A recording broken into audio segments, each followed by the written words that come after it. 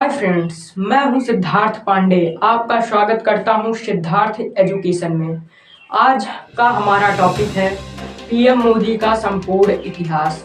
आज हम बात करेंगे पीएम मोदी के संपूर्ण इतिहास के बारे में। पीएम मोदी का पूरा नाम श्री नरेंद्र दामोदर दास मोदी है।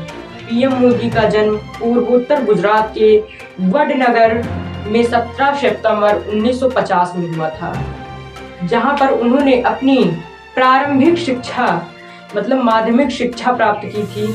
8 साल की उम्र में ही उनका परिचय आरएसएस में हुआ। वे एक विश्वसनीय आरएसएस के जो थे पाथ माने जाते हैं। उनका ये भी मानना है कि वे अपने पिता के चाय बेचने में मदद करते थे, लेकिन इसका कुछ विश्वसनीय वृतांत मौजूद नहीं है। जी हाँ, 18 साल की उम्र में उनकी शादी जसोदाबेन मोदी से हुई। जल्द ही उन्होंने उनको छोड़ दिया। जी हाँ, जल्द ही उन्होंने उनको छोड़ दिया। केवल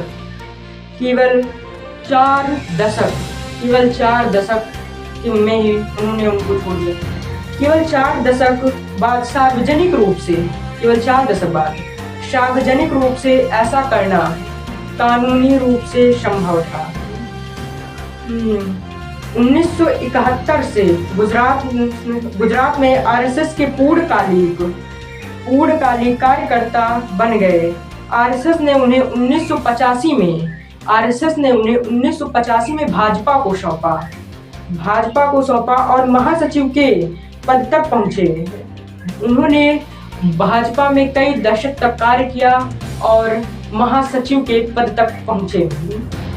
2001 में मोदी को गुजरात का मुख्यमंत्री नियुक्त किया गया और इसके तुरंत बाद विधानसभा के लिए चुना गया। उनके प्रशासन में 2002 के गुजरात दंगे में सहभागी माना जाता है और संकट के प्रबंधन के लिए उनकी आलोचना की जाती है। कुछ अधिक लोग मारे गए थे, मतलब 1000 से ज्यादा लोग मारे गए थे, जिसमें अधिकांश मुस्लिम थे। स्वतंत्र स्रोतों ने 2000 मौतों का अनुमान लगाया है, जिसमें से अधिकतर मुस्लिम थे। 2012 में भारत के सर्वोच्च न्यायालय द्वारा नियुक्त विशेष जांच दल को उनके खिलाफ कार्यवाही करने का कोई सबूत नहीं था। जो दंगा करवाया गया था, गुजरात दंगा, उसमें उनके खिलाफ कोई सबूत नहीं मिला, मतलब पीएम मोदी के खिलाफ कोई सबूत नहीं मिला। जी हाँ, जबकि मुख्यमंत्री के रूप में उनको नियुक्त किया गया था गुजरात में, और उसी समय गुजरात दंगा हुआ जिसमें कोई सबूत नहीं मिला, जो कि कोर्ट द्वारा एक विशेष दल बनाया गया था। उन्होंने उनके खिलाफ कार्यवाही करने में कोई भी सबूत इकट्ठा नहीं कर पाया। जबकि मुख्यमंत्री के रूप में उनकी नीतियां जिन्हें आर्थिक विकास को प्रोत्साहित करने का श्रेय दिया गया था, उनकी प्रशंसा की गई। राज्य में स्वास्थ्य गरीबी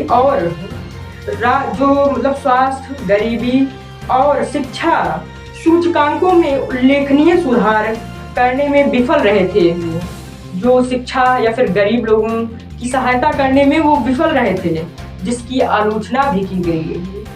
मोदी के प्रशासन की आलोचना भी की गई थी। इसके लिए 2014 के भारतीय आम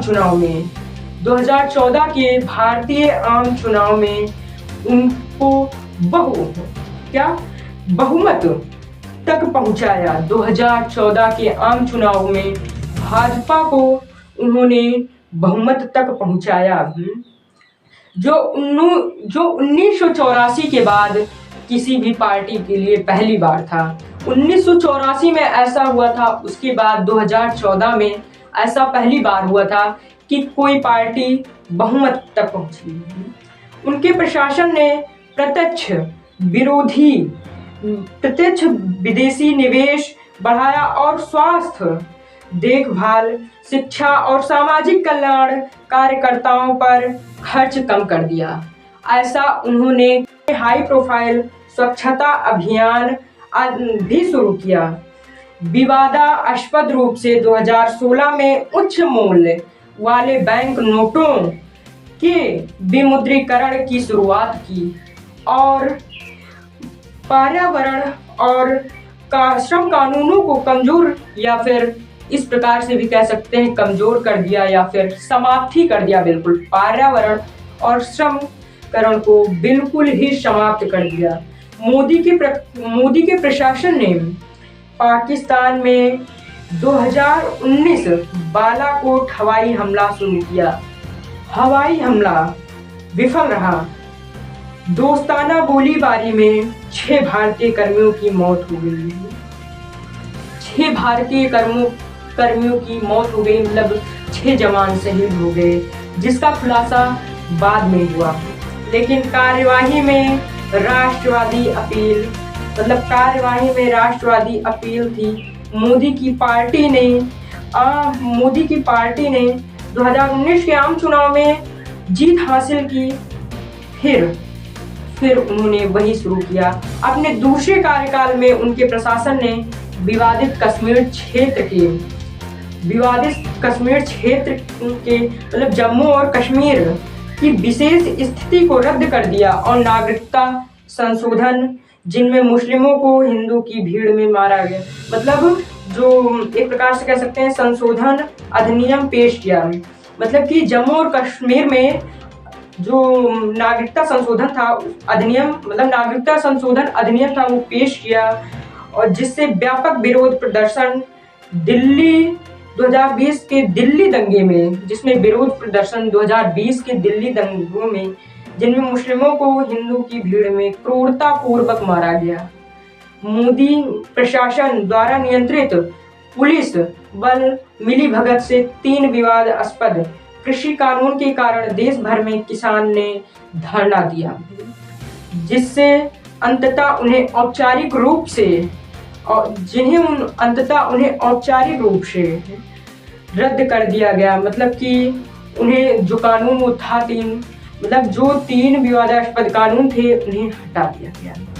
फिर WHO के अनुमान के अनुसार मोदी ने कोविड-19 मतलब कोरोना काल में, जब 2019 के बाद कोरोना काल आया, उसके प्रति भारत में 1.4 बिलियन में से 4.7 बिलियन आबादी की मृत्यु हो गई। मोदी के कार्यकाल में भारत ने लोकतंत्र पतन या लोकतांत्रिक संसाधनों, व्यक्तिगत अधिकारों और अभिव्यक्ति की स्वतंत्रता में कमजोर महसूस किया है। ऐसे और इतिहास जानने के लिए चैनल को सब्सक्राइब कीजिए।